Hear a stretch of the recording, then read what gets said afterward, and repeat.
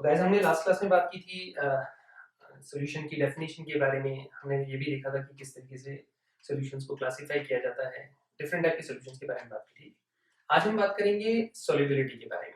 Solubility क्या होती है, ठीक है, और डिफरेंट पैरामीटर्स जो सॉल्युबिलिटी को अफेक्ट करते हैं उनके बारे में, ठीक है। तो सॉल्युबिलिटी क्या होती है, देखो सबसे पहले डेफिनेशन की अगर हम लोग बात करें तो सॉल्युबिलिटी होती है amount of solute in gram that must be added in fixed amount of solvent at particular temperature. मैं एक्सप्लेन करता हूँ कैसे। कि मान लो हमारे पास एक कंटेनर है और उस कंटेनर के अंदर हमने सॉल्वेंट लिया है वाटर, ठीक है। वाटर क्या है, सॉल्वेंट है, जो कि यूनिवर्सल सॉल्वेंट माना जाता है, ठीक है ना। वाटर एक सॉल्वेंट है और पोलर सोलर सॉल्वेंट माना जाता है, ठीक है। अगर हम लोग बात करें वाटर के अंदर सर्टेन अमाउंट ऑफ हम NaCl मिलाएंगे, ठीक है। तो जब सर्टेन अमाउंट ऑफ NaCl मिलाएंगे वाटर के अंदर, तो जो NaCl होगा वो वाटर के अंदर डिसॉल्व हो जाएगा, घुल जाएगा, राइट गाइस। तो अगर हम लोग वाटर के अंदर NaCl मिलाएंगे तो क्या ये इनफाइनाइट टाइम तक घुलेगा? नहीं, इसका अमाउंट जो है वो जैसे जैसे बढ़ता जाएगा एक पर्टिकुलर लिमिट तक ही ये डिसॉल्व होगा। जैसे जैसे बढ़ेगा अमाउंट एक पर्टिकुलर लिमिट पे जाके ये घुलना बंद हो जाएगा। बस that point is saturation point, उसके बारे में बात कर रहे हैं हम लोग, ठीक है ना। तो डिसोल्यूशन की प्रोसेस एक्सप्लेन कर रहा हूँ कि भाई हम जैसे जैसे सोल्यूट ऐड करते जाते हैं सॉल्वेंट के अंदर, तो बेसिकली सोल्यूट के सॉल्वेंट में ऐड होने से ये सैचुरेट होता जाता है। जैसे हम खाना खाते हैं ना, कि लाइक हमने शुरू किया है खाना, तब हमारा पेट जो है वो सॉर्ट ऑफ हम हंग्री होते हैं बहुत ज्यादा। जैसे जैसे हम लोग खाना खाते जाते हैं तो हम सैचुरेट होते जाते हैं। एक पर्टिकुलर टाइम के बाद बोलते हैं अब नहीं खाऊंगा, मेरे पेट भर गया है, इट्स लाइक दैट, है ना। तो अगर हम लोग बात करें सोल्यूट हमने ऐड किया, सोल्यूट के ऐड होने की वजह से मान लो कि हमने 10 ग्राम से शुरुआत की, राइट, 10 ग्राम। देन फिर 10 ग्राम के बाद हमने क्या किया, वो घुल गया 10 ग्राम नमक। फिर हमने क्या किया, 10 के बाद बढ़ा के 20 ग्राम कर दिया, 20 ग्राम के बाद बढ़ा के हमने उसको 100 ग्राम कर दिया, और बढ़ाया। नमक का अमाउंट है, बढ़ाते गए वाटर के अंदर, राइट, बढ़ाते गए बहुत ज्यादा, 200 ग्राम कर दिया। अब भी घुल रहा है बड़े आराम से, थोड़ा स्पून लेके 25 डिग्री सेंटीग्रेड पे करेंगे पूरा एक्सपेरिमेंट, फिक्स्ड टेम्परेचर पे होगा, ठीक है। अगर टेम्परेचर बदलेंगे तो फिर इसका अमाउंट भी बदलता जाएगा।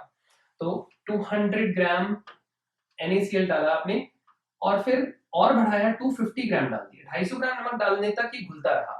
लेकिन अब क्या होगा कि ये सोल्यूशन सैचुरेट हो गया है, और जब ये सोल्यूशन सैचुरेट हो गया है तो हम ये कहेंगे कि जैसे ही हमने अमाउंट जो है वो 300 ग्राम किया, राइट, तो 300 ग्राम में से जो 250 ग्राम है वो डिसॉल्व हो जाएगा, लेकिन जो 50 ग्राम अमाउंट है वो डिसॉल्व नहीं होगा। इसका मतलब इस सोल्यूशन का 25 डिग्री सेंटीग्रेड पे सैचुरेशन आ गया है, क्योंकि उसके आगे नमक नहीं घुल रहा है। Very simple. अब देखो हम ये कहेंगे कि सॉल्युबिलिटी क्या है, तो आप बोलोगे कि amount of this NaCl in gram, जो कि 250 ग्राम है, that must be added to this fixed amount of liquid. आपने इसका अमाउंट फिक्स लिया है, से 1 लीटर लिया है, right, fixed amount of liquid, so that a saturated solution is formed. Saturated solution का मतलब है no more solute can be dissolved further. आप इसके अंदर फर्दर नमक डिसॉल्व नहीं कर सकते। 25 डिग्री सेंटीग्रेड पे 1 लीटर पानी में अगर अज्यूम करें कि 250 ग्राम इसकी सोल्युबिलिटी है, कैपेबिलिटी है डिसॉल्व करने की, तो जो एक्स्ट्रा अमाउंट आपने डाला है ना, वो अमाउंट जो है वो अनडिसॉल्व्ड स्टेट में रहेगा। यहाँ पे वो अनडिसॉल्व्ड स्टेट के अंदर रहेगा नमक, राइट गाइस। होपफुली आप समझ पा रहे हैं, ठीक है।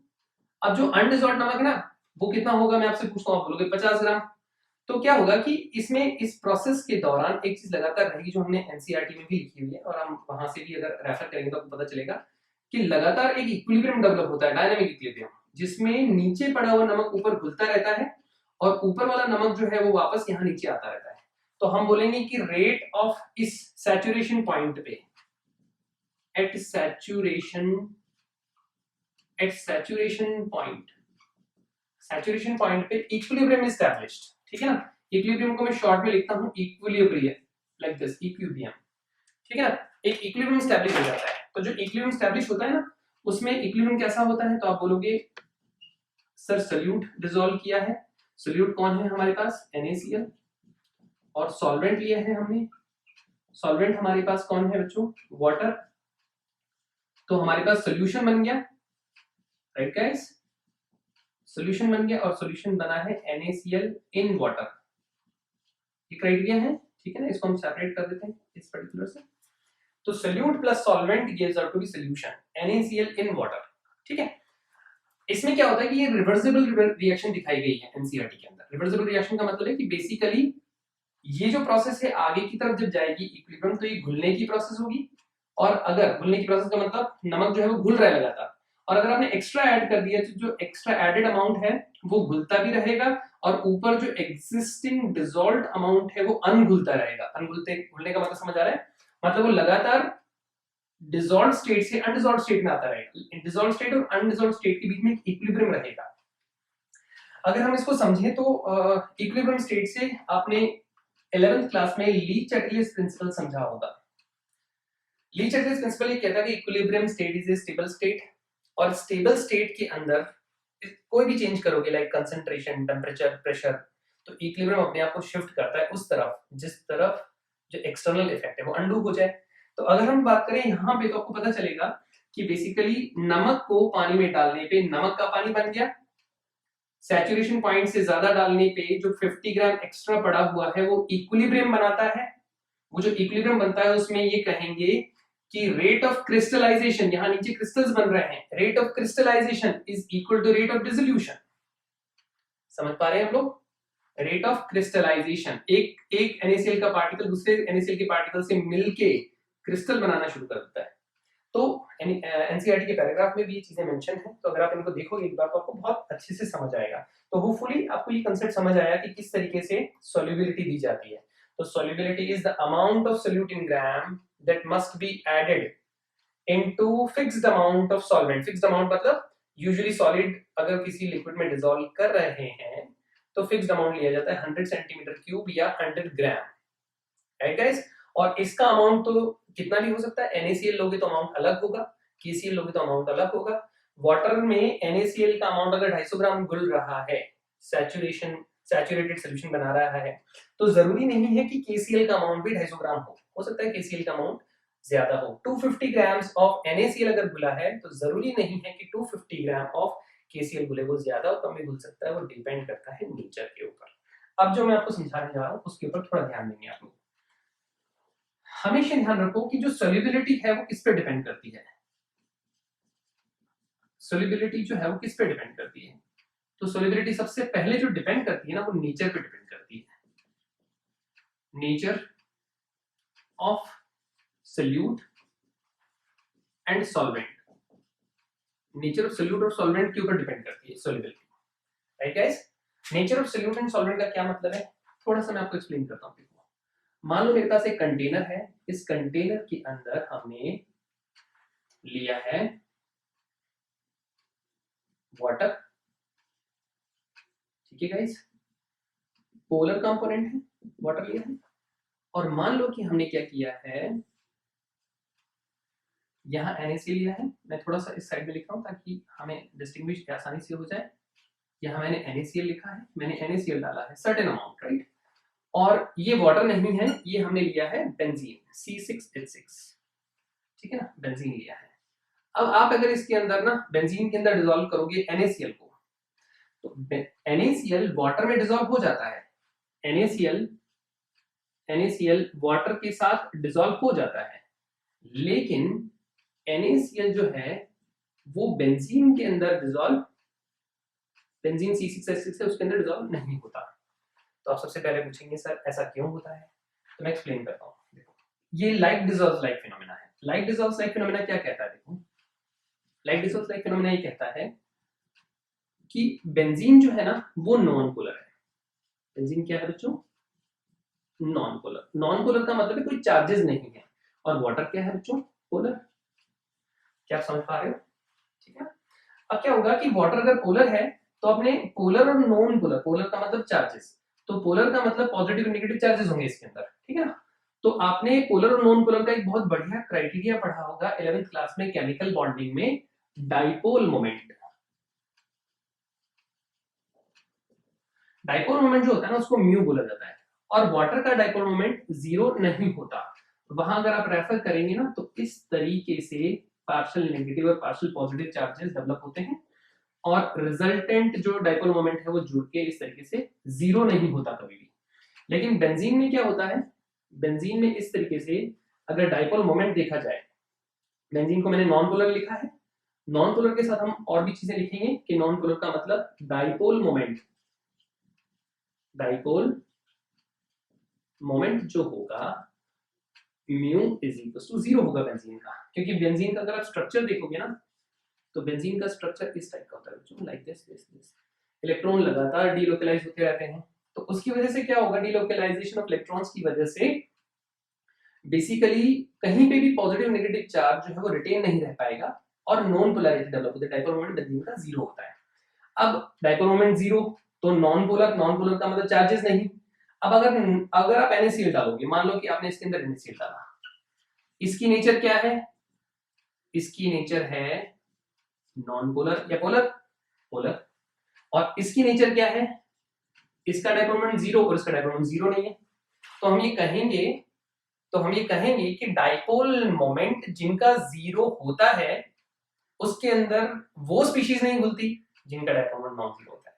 बड़ा सिंपल है, साइंटिफिक लैंग्वेज में अगर देखें तो देखो मैं समझाता हूं। नमक पोलर है तो वो वाटर में घुलेगा क्योंकि वाटर भी पोलर है, तो नमक भी पोलर, पोलर का मतलब charges Na positive Cl negative, और वाटर भी पोलर, तो इनकी आपस में बनेगी, जैसे क्लासरूम के अंदर भी पढ़ने वाले बच्चों की आपस में बनती है और ना पढ़ने वाले बच्चों की उनका भी एक अलग ग्रुप बन जाता है, राइट गाइस। तो अगर हम लोग बात करें NaCl पानी में घुलेगा लेकिन NaCl बेंजीन में नहीं घुलेगा, तो ऐसे भी सब्सटेंसेस होते हैं जो बेंजीन में घुलते हैं, जैसे कि नैफ्थलीन। नैफ्थलीन का अगर स्ट्रक्चर देखिए बच्चों तो नैफ्थलीन इस तरीके से होता है, डबल फ्यूज्ड बेंजीन रिंग। इसी तरीके से एंथ्रासीन, ये सारा आपने एरोमेटिसिटी में 11th में अगर एनसीईआरटी रेफर करेंगे, हम पूरा सब कुछ एनसीईआरटी बेस्ड ही पढ़ेंगे। उसका रीजन है कि आजकल जितने भी एग्जामिनेशन है वो अपडेट होके एनसीईआरटी बेस्ड हो गए हैं सारे के सारे, स्पेसिफिकली कॉम्पिटिटिव एग्जाम और 12th में भी हमने इसी तरीके से तैयारी करनी, सब्जेक्टिव नॉलेज की। तो अगर आप देखेंगे तो आपको पता चलेगा कि आपको लग रहा है कि क्या ये स्ट्रक्चर इस बेंजीन के स्ट्रक्चर से मिलता जुलता है, आप बोलोगे यस। क्या इसमें रेजोनेंस है, यस, आप बोलोगे। क्या मैं अगर आपसे पूछता हूँ क्या इनमें रेजोनेंस है, आप बोलोगे यस, क्योंकि ये बेंजीन के ही तो सिमिलर है। तो आप बोलोगे कि क्या इसको, अगर ये सॉलिड स्टेट में होता है, ये सॉलिड होता है, नैफ्थलीन बॉल्स आपने घर में भी देखी होंगी, अगर सॉलिड स्टेट में नैफ्थलीन को उठा के बेंजीन में डाला जाए तो आप बोलोगे कि ये दोनों जो स्पीशीज है ना वो सोल्यूबल होंगी, किसके अंदर, सोल्यूबल इन बेंजीन, बेंजीन में सोल्यूबल होंगी। तो आपको एक बात बड़ी क्लियरली दिख रहा है, crystal clear, like dissolves like. Like dissolves like क्या कहता है, लाइक डिसॉल्व्स लाइक कहता है कि बेंजीन के अंदर, दिस इज बेंजीन, बेंजीन के अंदर घुलने वाली स्पीशीज बेंजीन की तरह होगी और वाटर के अंदर घुलने वाली स्पीशीज वाटर की तरह होंगी। बेंजीन नॉन पोलर है तो उसके अंदर नैफ्थलीन और एंथ्रासीन, ये नैफ्थलीन है ये एंथ्रासीन है, ये इसके अंदर घुलेंगे। लेकिन वाटर के अंदर अगर हम लोग बात करें तो नैफ्थलीन और एंथ्रासीन नहीं घुलेंगे क्योंकि उनमें चार्जेस नहीं है, तो वाटर के जो चार्जेस हैं उनको एंटरटेन नहीं कर पाएंगे, अट्रैक्ट नहीं कर पाएंगे। अब NaCl में क्या होता है, NaCl का रेजोल्यूशन आपने बड़े अच्छे से देखा भी होगा, थोड़ा सा एक्सप्लेन कर देता हूं मैं बहुत शॉर्ट में, कि जब आप नमक को पानी में डालते हो तो क्या होता है, Na पॉजिटिव और Cl नेगेटिव के बॉन्ड ब्रेक होना शुरू हो जाते हैं, और वो ब्रेक कौन करता है, वाटर ब्रेक करता है। कैसे, if I put like this, if I put it like this, if I put it like this, then we are going to figure it out like this, that partial negative charge is on oxygen which is attracted towards Na positive, and similarly partial positive charge on chlorine जो कि hydrogen attract करते हैं। तो water ही, ये पूरा container water का है मान लो, ठीक है ना, मान लो कि हम ये कंटेनर ही बना देते हैं, ठीक है ना, इमेजिनेशन कर लो कि ये कंटेनर में वाटर है, तो वाटर जो है वो क्लोरीन को अलग खींचेंगे और सोडियम को अलग खींचेंगे। लेकिन सोचो अगर मैंने यहाँ पे नैफ्थलीन डाला होता तो नैफ्थलीन में पॉजिटिव नेगेटिव होते ही नहीं, तो वाटर के पॉजिटिव नेगेटिव इंटरेक्ट कैसे करते, तो डिसोल्यूशन पॉसिबल ही नहीं है। तो आई थिंक आपको सॉल्युबिलिटी बहुत अच्छे से समझ आई होगी, ठीक है ना। ये वन पार्ट है सॉल्युबिलिटी का। अब इसमें हमने कुछ सॉलिड्स को लिक्विड में घोला था, नेक्स्ट पार्ट में हम गैस को लिक्विड में घोलेंगे और फर्दर कुछ और फैक्टर्स भी पढ़ेंगे, ठीक है गाइस, दैट्स ऑल।